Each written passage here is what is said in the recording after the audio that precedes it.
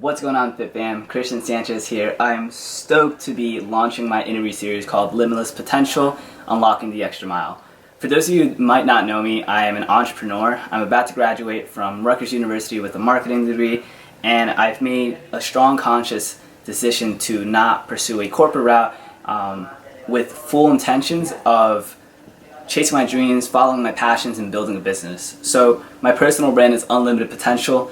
Unlimited Potential at the moment is a fitness brand, but I wanted to grow it to be so much more, with my ultimate goal being a motivational speaker. I want to be as big as Alphalete and Gymshark, some brands you might already love. So with all that said, what I'm doing today is starting this process of interviewing people who I think I could really learn from and become not only a better business owner, but better person because of it. I hope that in the process of recording everything, you get just as many golden nuggets as I do, and that we both get to share in this journey. So today's first interview is with Miss Sneha Danta. She is a non-traditional pre-med student who is super down to earth and without a doubt in my mind, going to be one of the greatest doctors we'll ever have, just because of her genuine spirit. With all that said, I think media really portrays that we're really different based on our tracks in life, whether you go corporate, whether you want to be a doctor, or whether you want to be an entrepreneur.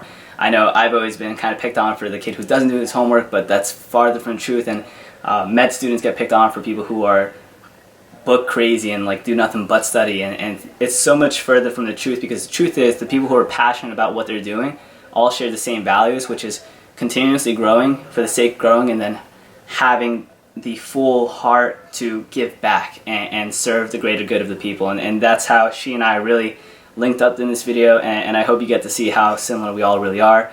It's really fun. It's a 50-minute video. I'll be putting timestamps of all the questions I asked and how we responded to that.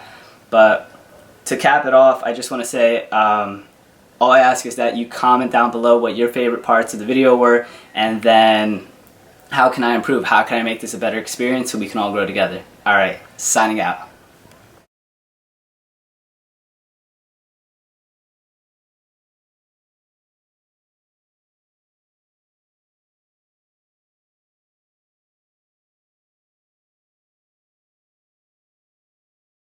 She has a master's in biomedical sciences from the Rutgers Graduate Studies. She has a bachelor's in psych from UConn, go Huskies. And her Instagram has a couple of thousand followers, so she's a natural influence. Super down-to-earth girl that I've had the pleasure of getting to know. I highly recommend you follow and just get to experience whatever you can from her. Yeah, so without further ado, Sneha, how are you? Good, how are you? Thank you for having me. I'm super excited. I'm so excited to have you. This is totally cool. The one thing I wanted to add was that she's known as the non-traditional pre-med student, and I think that's a track a lot of people can resonate to. So before we jump into the actual interview, what is a non-traditional pre-med student for people who might not know? Okay, so traditionally when you think of a pre-med student, they are in like your normal undergraduate courses that you would need for medical school. And generally, if you're taking the traditional route, you apply to medical schools in your junior year and you get accepted your senior year, and then you start medical school right after your undergraduate career. If you're non-traditional, that just means that you're taking gap years. So any year you're not in medical school after your undergrad counts as a gap year. Okay, cool. And so that's where you're at now, right? Year one, year two? So this is my second year. I graduated from UConn May of 2018, and it's been 2 years since I've been out of undergrad and hoping to go to medical school soon. Okay, cool. So I have a list of questions. I hope you're pretty ready to tackle them forward. Yeah, Yeah, so why don't we just jump right into it? sounds good. Who would you say is your hero, or somebody that you admire or aspire to be like? So I've been asked this question like a few times, whether it's like in interviews or just people I meet. I don't have a specific hero in mind. It's generally I'll admire certain traits from different people that I encounter in life, whether they're my professors, coworkers, friends, or just random people that I talk to on the internet. That sounds sketch. On social media. Um, so whatever qualities that I do admire in these people, I kind of aspire to integrate them into my life. So So yeah, I don't really have a specific hero. Okay. What are some of those qualities that you do admire from some of those people? Some Um, examples. I guess just like things along the lines of like grit, being pre-med, it takes a lot, like mentally and physically, because not only is trying to get to medical school really taxing on you, being in medical school, once you're a doctor, as you can see now, like with the whole pandemic going on, medical schools are kind of on pause. You know, they're trying to learn online, which is kind of impossible when you're in medical school. You're so hands-on trying to learn like clinical skills and things like that. So yeah, so just like grit, perseverance, being personable, kind of like relating to other people, because as a doctor, I feel like having strong personal skills is really important. So you need to learn how to communicate effectively to people, get your message across while also making sure that the other person is heard. And while being pre-med, I've encountered a lot of people that kind of showed me like the kind of person and doctor I want to be, you know, as I grow in Okay. my career. That is so awesome, and it's funny. I also want to just add in that today is April 17th, 2020. So for anyone who's listening to this, we're amidst the coronavirus COVID-19 pandemic. So all of us are social distancing and at home, which is why we're doing this interview via Zoom. But until I kind of started seeing all of the doctors and what they've been doing on the news, I didn't realize the grit and perseverance that it takes. I understood the people skills for sure, but not like the tenacity that a lot of you have. So I applaud that, and I resonate so much so with it because as an entrepreneur, just trying to do something very original, very very creative in my own story, it can be not only like mentally taxing but physically as well. So that's really cool. So if you were to talk to some of those heroes or some of those people that you aspire to be like, how would you explain who you are? Or like your elevator pitch to them? All right. I guess I would tell them that I'm a 23-year-old pre-med student, and I aspire to be a physician who not only wants to focus on someone's physical well-being, I also want to focus on their mental health because over like the past 2 years, while I started to like learn more about, you know, different fields in medicine, mental health is really important, whether like you're worried about like someone's back pain or like depression and like other comorbidities that a lot of people have, like diabetes. Like there's definitely a psychological component, and I think that, like I said before, learning how to communicate to someone, like the importance of like taking care of themselves, making lifestyle changes. I think you have to kind of delve into someone's mental health and not just kind of give them Yeah, a list of things to do, throw some medications at them. that's totally huge, and I'm glad that's such a ever present growing movement and realization for I guess for our generation.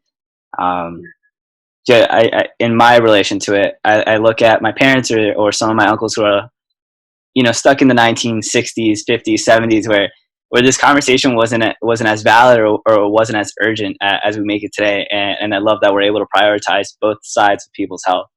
Mhm. Um, but I love that that's the take you have on it, and that's your driving factor. What's your story? Like, how did you get to this point in your life where like this is what I want to do and this is what I'm passionate about? I think like recently, ever since graduating from like UConn specifically, because at UConn I was kind of in like my own bubble, like, you know, being with my friends constantly. UConn's kind of like isolated, so I was always stuck on campus. But being home and being in like a graduate program, encountering people from like many walks of life who are, you know, now trying to be or like go into like the health professional field. I've I've learned about one of the things I've learned about it myself is that I'm definitely not a perfect student, and I've certainly failed a lot of times, whether it's academically or like socially. And although I can always look back at things now and say like, oh, I wish I had done better in that class, or like I wish I like made more of an effort to like hold on to this person or something. That like the things that happen to you like throughout your journey, they happen for a reason. And like, yes, I may have like, you know, failed or like done poorly in some classes, but like I wouldn't have, you know, had the opportunity to like improve myself as a student and like not kind of like, pass just by like the skin of my teeth, things like that. So I think learning more about myself as I kind of grow from these like past failures has, made me want to be a doctor that much more, because like every time I fail, it hasn't knocked me down far enough that like I've given up. That's so that's awesome. I'm learning a ton today about you that I didn't know, and I love the energy. All I could think was smile and throw back to the quote that Steve Jobs said a really long time ago in a commencement speech. We can't connect the dots looking forward. We can only connect the dots looking back. And I'm very much in that stage. I was just telling a lot of my friends, or I had a complaining moment as an entrepreneur where I was looking at someone that I looked up to, like one of my heroes, Christian Guzman, and he was 27 and he took a completely different route than what I'm doing because he didn't finish college and I decided to. But he has this dream company that I aspired to be like, and for the longest time I was like, wow, like I should have like left too. I should have done something more like what he was doing. But at the end of the day, I'm exactly where I'm supposed to be for very specific reasons. And even looking at it now, this conversation would not be happened had I left my sophomore year of college. And I don't think I would change this like for the world. Like I love the opportunity I have to talk to you today. On a cool full circle perspective. So obviously life can be really crazy and you've had a lot of ebbs and flows. What are two instances that you learned something in your life that you didn't know you'd have to learn? I guess like kind of relating back to like what I said before, that like things don't have to be perfect. When I was like starting college, even in high school, when you think of a pre-med student, you think of someone who's like straight A's, does everything, like hospital volunteering, like their resume is like pristine. I've learned that you can still get to where you want to be, like whether it's medical school, anywhere. Like you don't have to be perfect because everyone has their own experiences, and that allows you to shape your own journey. And you also shouldn't let others' opinions like drag you down too much, because you're the only person that knows yourself best. So you need to be able to like kind of fend for yourself to others and towards like your own negative thoughts, that like what you're doing is like the right thing. Yeah, you can ask advice and stuff like that, but I think you truly know yourself, and you kind of have to trust in yourself, and like pave your path. Like you can't follow in others like footsteps. Just because something worked out for someone else doesn't mean it's gonna work out for you. You like 100%. Yeah. So like, what was that like pivotal point in your life where like this clicked for you, like that became your value and that became your belief? Is that something that was instilled in you really young and you always believed in? Because for me it wasn't, and maybe for you it was. Or was there like an experience where you were like, wow, like from this point forward I recognize that my life is meant to be unique in its own way for its own reasons? I think especially being brown, I feel like the mentality that's like in our household is that in order to like you have to be like the best at everything, and that goes along with like perfect grades, perfect resume. Okay. And when I was graduating college, I really saw that I didn't have that, and taking these gap years right now, and like it's still something that I'm trying to learn, that like I don't have to be perfect. I don't have to like listen to other people's opinions in terms of like what I should do. Like I need to take things with a grain of salt and kind of figure out my own way, what works best for me, because these people I'm asking advice from, they don't know like the whole story. They don't know like everything about Sneha. So I feel like, so graduating from undergrad is probably like the pivotal point where I realized that you don't have to be perfect. It's impossible to be perfect. Wow, that's so cool. I think what strikes me the most is like, I'm just graduating undergrad, right? And I have a lot of the conversations we're having now with people who are freshmen and sophomores, and I was always really concerned for them, like, will they ever get over this hump that they have to have that pristine resume, that they have to live up to their family's expectations, really, more than their values, kind of like the set, rigid, if road one is success, road two is failure, right? Yeah. And I always worried about like them as a person, them at heart, like who they would become. Would they become bitter or better?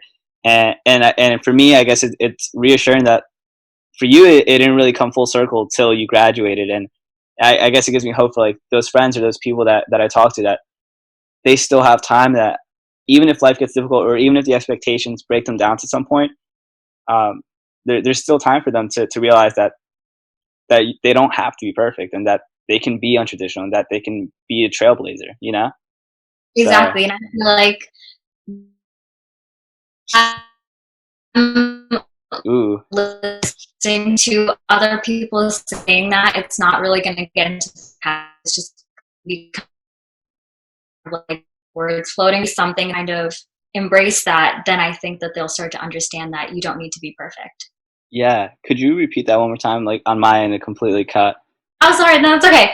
I was just saying that like once these people who are kind of like striving for this like perfect transcript and things like that, once something happens to them in college, because it's bound to happen in college, I think they're going to be humbled and like realize that it's impossible to be perfect.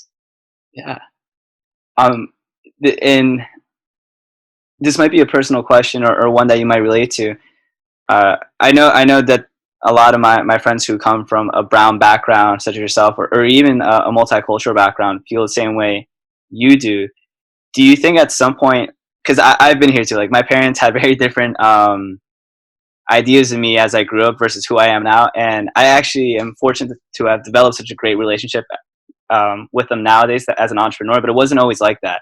And so my question for you is, do you think our parents felt the same way we did growing up, or did or is there a different kind of conformity? Because I just see so often that people really do feel like us this need to break the mold, I think, well, or the so desire, I should say. for Yeah, my parents, they did their schooling in India and stuff like that, so they're the way that they were brought up is differently, and totally different, right? yeah, so like I Okay, mean, they still have like the same like mindset, and it can be difficult for them to kind of change that, while because like they're in the US, things aren't really the same as they are in India, so um both my parents and I are like learning as I go through these experiences. Like they're learning from me, I'm still learning from them in terms of like um I guess the expectations that they hold and I what love it. I can do, you know. Yeah, I Maybe love it. also kind of bend them a little because it's it can't be perfect, you know. Yeah, it's totally meeting halfway. So, um, let me ask you this: you have a younger brother, right? I do. How old is he again? He's 18, so he's a freshman in college right now Oh, no way. Where at? at UIUC. Okay, that's so cool. And what's he studying? I'm He's he's studying computer science and math. So okay. he's like CS, I'm medicine. Okay, two different sides of the brain. Got Yeah. it. Um, how would you say like your relationship with your parents paved the way for the relationship for your young brother? Do you feel like you had any effect on that, or was it kind of consistent for both of you? Because you're not all that far away in age. Yeah.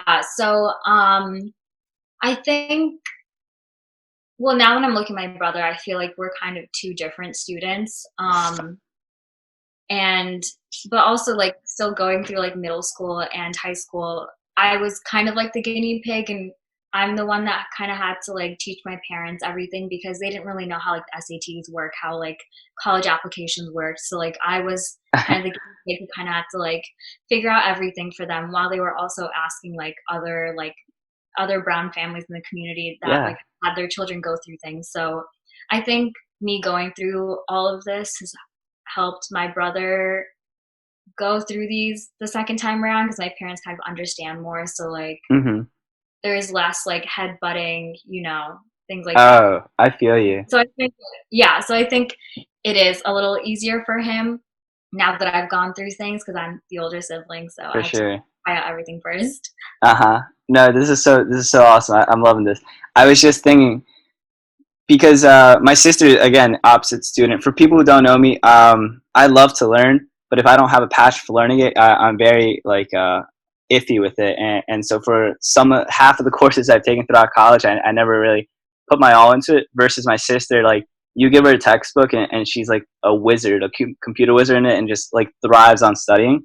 But what I've been able to do for her, because I was the butt heading kid, was that we have opened up and allowed her to just feel free and open to express whatever she's feeling, whatever she's fearing. And her creativity has been immensely so much more confident and progressive than mine ever was. And it makes me so happy to see where she's going to go, because she has like the two wielded sword, right? You know, my side of being creative and like completely knocking down what my parents say, and then like still following like traditional routes and being a great academic. So I just immediately thought my parents are gonna laugh when they listen to this. I remember being 17 and just being mad at my dad for whatever reason, and I just like blew up on them. And looking back on it, I feel like a spoiled brat. But what I will say is I think it taught my parents how to teach how to be parents, right? Because now that I'm 22, I like look at my parents like geez, like they're learning on the go. They didn't know what a 20-year-old or 17-year-old high school kid was going to feel or say to them. Like they might have experienced it, but they didn't had no idea what they were going to respond until it happened, right? But now that my sister's kind of in this route, like anytime she's going to want to be as independent, I think it's going to be a lot smoother, like halfway through it, and that's just a generational thing, you know. Yeah. Side note of a story that I think will make you laugh, and my will not make my mom laugh. The other day, so my sister's 14.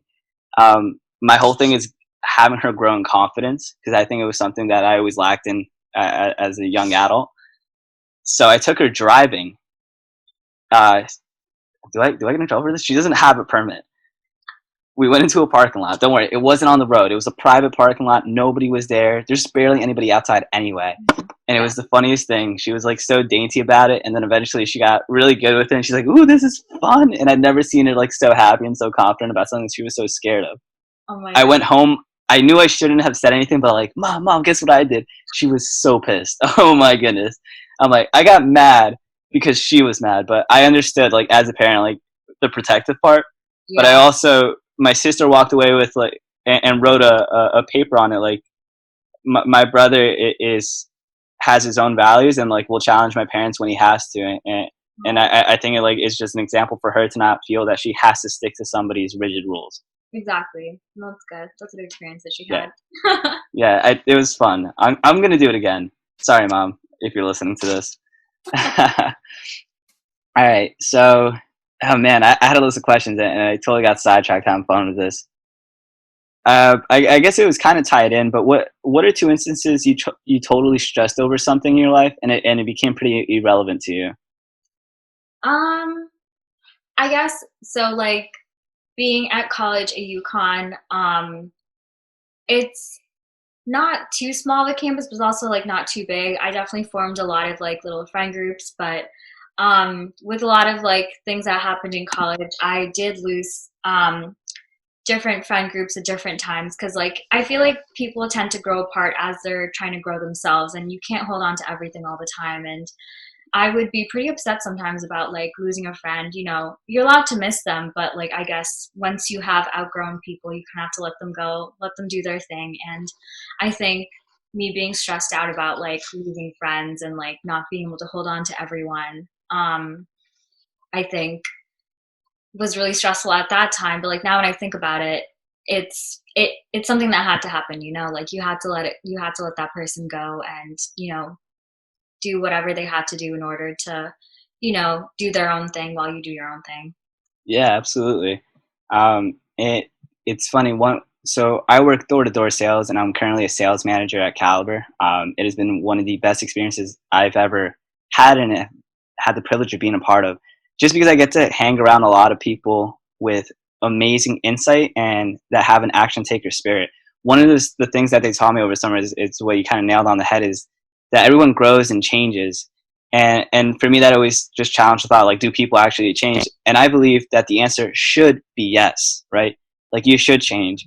My manager, Steve Felusme, would tell me, guys, next summer, if your friends don't look at you and they're like, dude, you changed, whether that's for the better or the worse for your friends, then like you haven't experienced growth and you haven't challenged yourself enough.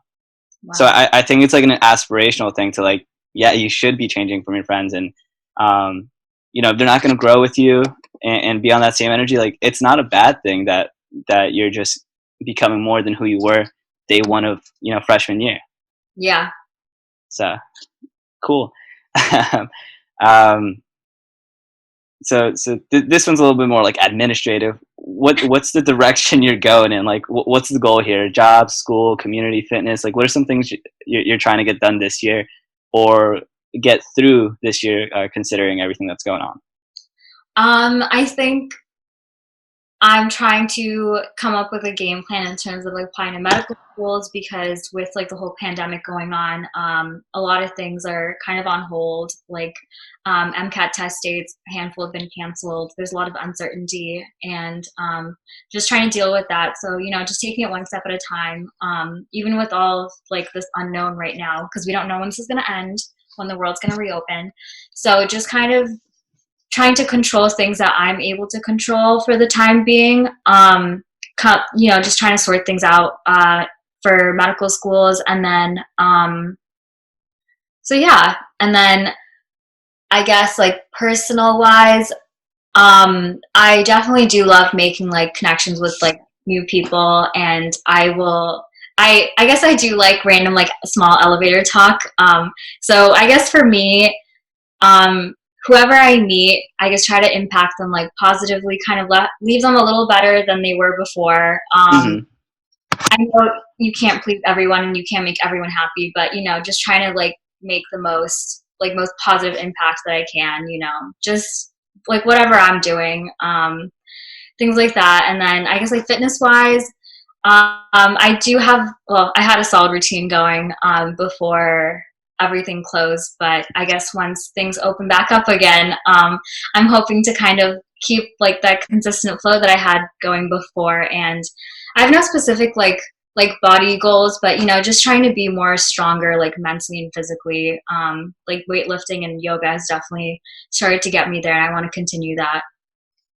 Yeah, I I love it, specifically on the fitness, because that's my brand and what I work on. I was just thinking about this the other day. Like, I'm about 5 years into my journey, my career, and the way I look at fitness now is entirely different than when I started, or much more mature in that perspective. And a lot of it's just like the physical part of it. Like, I love looking great and feeling really good about myself in my own skin. But my biggest focus is feeling stronger as a person. And the life lessons, like it's always been like so cliche, like the gym is like my sanctuary, the life lessons, my meditation. And it has been, because if there's anything that I learned about this whole transformative journey, especially on the mental health and psychological side, is that, and I know this will stay constant, life will never get easier. The worst stresses I feel today are the exact same amount of stresses that I'm going to feel tomorrow, no matter how far along I come in the game. Yeah. So trying to avoid or mitigate that, or make them disappear, is completely just invalid to what's going to work. What will work is becoming stronger, right? In the same way in the gym, like if you can lift 5 pounds more than you did yesterday, whatever weight, resistance, pressure you felt yesterday will be nothing to who you are now. Yeah. And you can take on bigger and better things that make you feel a lot better about yourself and allow you to hit these physique goals, dream goals, or whatever that is for you, Yeah. So yeah, that's my little TED talk that was just random. But what's something you'd love for your future self to learn? I would love future Sneha to learn how to enjoy and like trust the process. Like, yeah, it can kind of seem like a long laundry list of things that I need to do, trying to get into medical school. But like, if I don't enjoy myself along the way, then I'm never gonna really feel happy with like the current state I'm in. If I'm like constantly trying to chase something, telling myself like, oh, I'll feel better once I like get into medical school. I'll feel better once I like do well on these board exams. Like it's a constant thing. Like those are good milestones to have. To like aim towards, but like if you don't enjoy the process, then I feel like the end that you're kind of seeking, it's not going to mean as much. Yeah, you're like spot on with the way I think. The way I phrase it has always been, or I actually only learned it recently and experienced it recently, but chasing happiness is the wrong goal. because you're chasing milestones, and you're only going to get to your milestones every so often. Yeah. Meaning, if 10% of your life is milestones, you're going to be miserable the other 90, Yeah. right? Yeah. I look at someone like Matthew McConaughey, who in his 14 principles, I guess, to a successful life, it was live joyfully, like love the process of what you're doing. And the day he turned around and did that is when he started making box office hits and what was moving in his acting career. When he Mhm. finally fell in love with the process of acting, and I could tell you, like, as an entrepreneur, now that I've like taken steps into kind of just uh, following what I'm doing, because I always thought I had to go corporate America first to prove something to myself, to others, Yeah. which I just want to let people know, like, it's completely false. I've never been happier than I am today. Literally just up at 3 a.m. researching, like, how do I make a better podcast? How do I engage people? How do I provide the best value for someone else? And how do I grow as a person? So this is just me on emotional high, but totally on board with what you're saying. I'm probably just going to keep reiterating. I don't know how many times I might challenge your thoughts. Maybe I'll get to play devil's advocate a little later today. So, a few more questions that I do want to ask. What would, oh, yeah, as opposed to your future self, what would you tell your younger self? Um, that it's really hard to achieve like a perfect balance of everything or like an equal balance. I always thought that like you're truly thriving if you can have everything balanced, but it's really impossible. And I've definitely learned that recently. Like after I finished my master's in December, I was also taking some other online classes to help with my GPA, and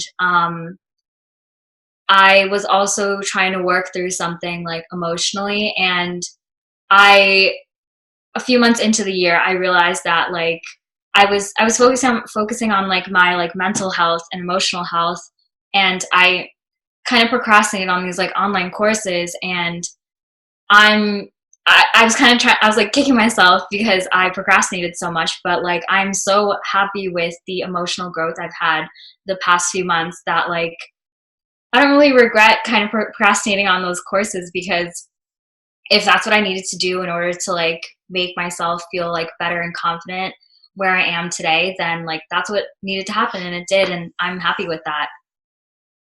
I'm happy you're happy with that. That's cool. I think that's really hard for a lot of people to accept. You Yeah. know, like taking this off track course that's still in line with what you need. Yeah. So Like I so needed it and it happened. I don't regret it. yeah, I mean, you seem happier, so that I think it's worked for you.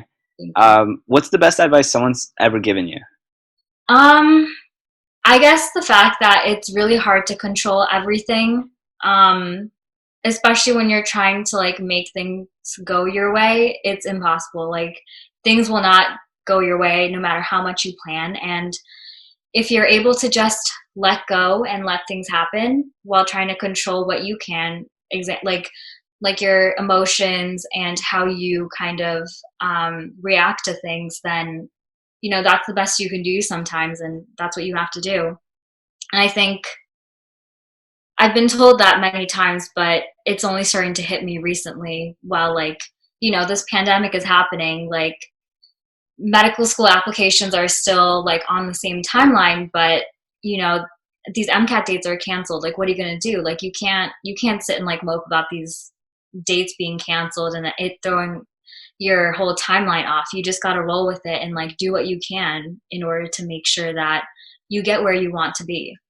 What Yeah, what are some of those things you've been doing to like to keep um on moving forward, even though what you had planned for is on pause? so I've definitely been reaching out to a lot of people that have had success with like medical schools, that like getting into medical school, and figuring out what I should do, looking at my application, looking at my strengths, weaknesses. Is there anything that I can do in the meantime, even though like this pandemic is happening? Like what can I do? And I think try like having the courage to kind of like face the facts, see where I'm at, see the reality of things. What can I do? Is there anything I need to do to try to gain more experience to add to like my resume? Is there anything that I can do in terms of like trying to improve my MCAT score, things like that? Okay, cool. who's your favorite doctor to talk to or to learn from, or professional? Um, I Can you not pick a favorite? Are they going to be listening to this? I don't know. I do really, I really like the advice that I've gotten from this OMM resident that I shadowed last year, like yeah, last year. And he was super chill, really down to earth. Understood the whole process of like trying to get into medical school, how hard it is, and I think I really enjoyed my conversations with him, and trying to get through this process, understanding the kind of doctor that I want to be. So yeah, I think talking to him definitely made me realize what I really want to do in terms of being a doctor. Because like before that, I was like, yeah, I want to be a doctor, but like, what kind of doctor do I want to be? Not like specialty wise, but how I want to interact with my future patients. That's awesome. I literally was just having it's all like so law of attraction, where like things happen recently for like very specific reasons. And I was having this conversation last night at like 3 a.m. with a friend, who has an amazing position at a really awesome financial firm in New York, um, and she didn't specifically feel happy with her role, um, and she was expressing the feelings that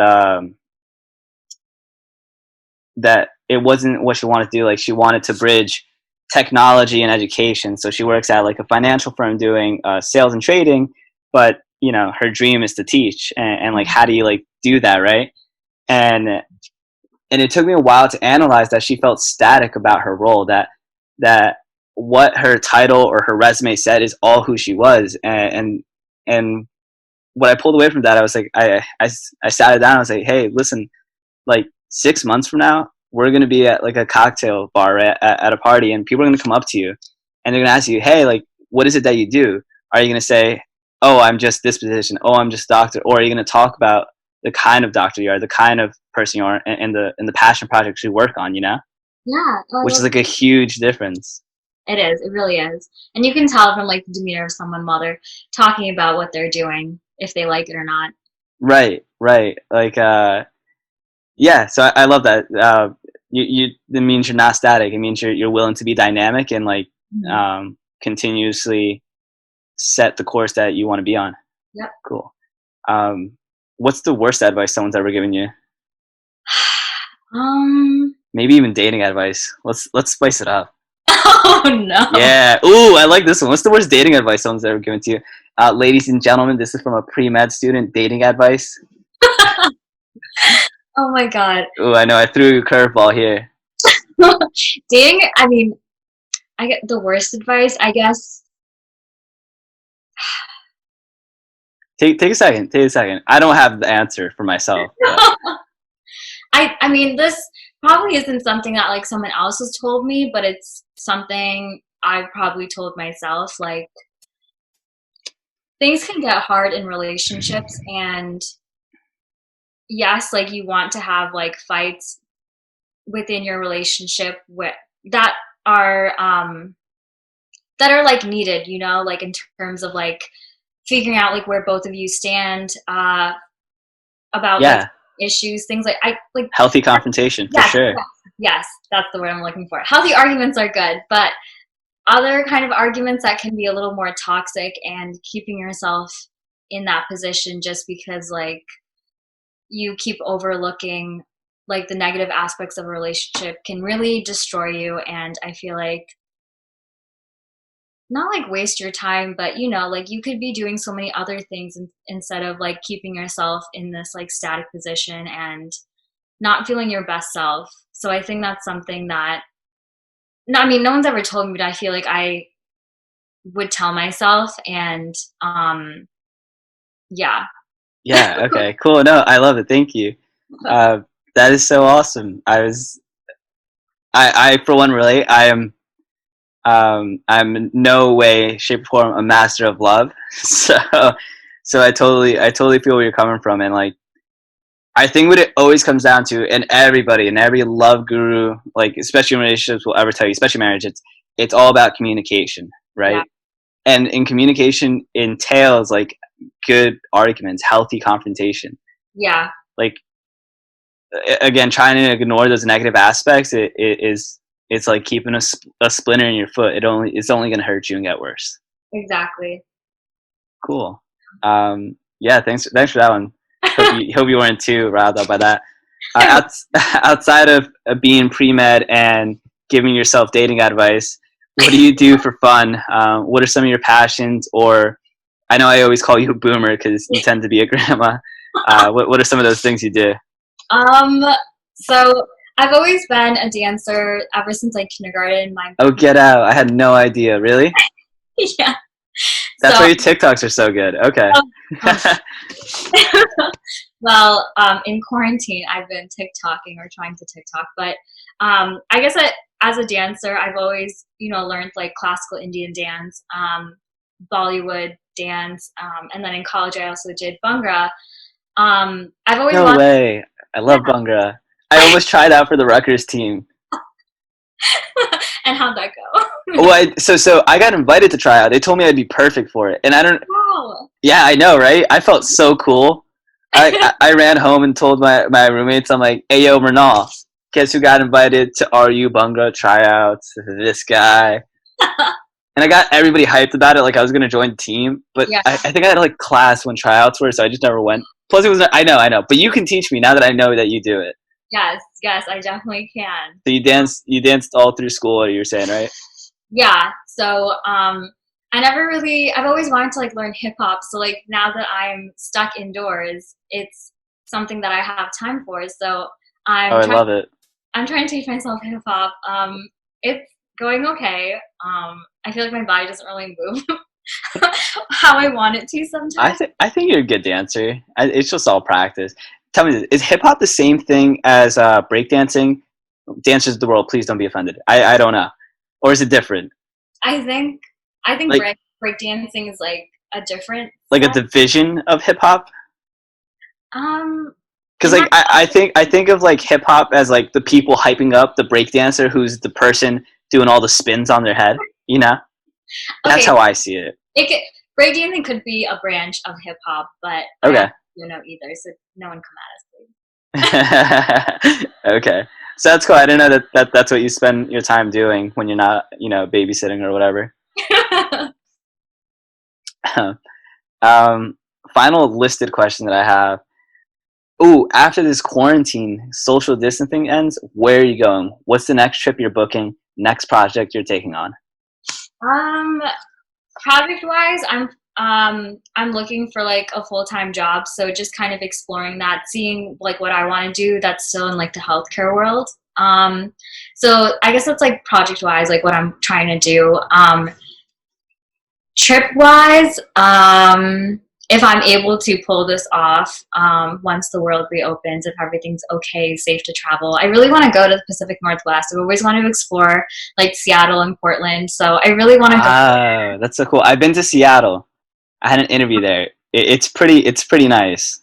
Yeah, I'd love to go. I'm not super outdoorsy and naturey, but Oh, it's so beautiful. so, Like I'm not either, but you'll fall in love with the mountains. yeah, so I'm like dying to go. So that's like my next like big trip that I'm like trying to do. Okay, I Yeah. respect it. Um, Things that where do I want to go? I asked you that because I got asked this like 2 days ago, and I actually had no plan. Um, and I think it's a really really valid question because you never know like when you'll never be able to do something again, right?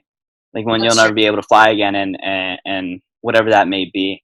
Yeah. So for me, I was like, as much as I'm invested into the business I'm building, and I think 100% of my time will be put on this, I Mhm. really should like factor in time for life. Like having this balance, right, is really important. And so I was like, what's something that I've always dreamt of doing?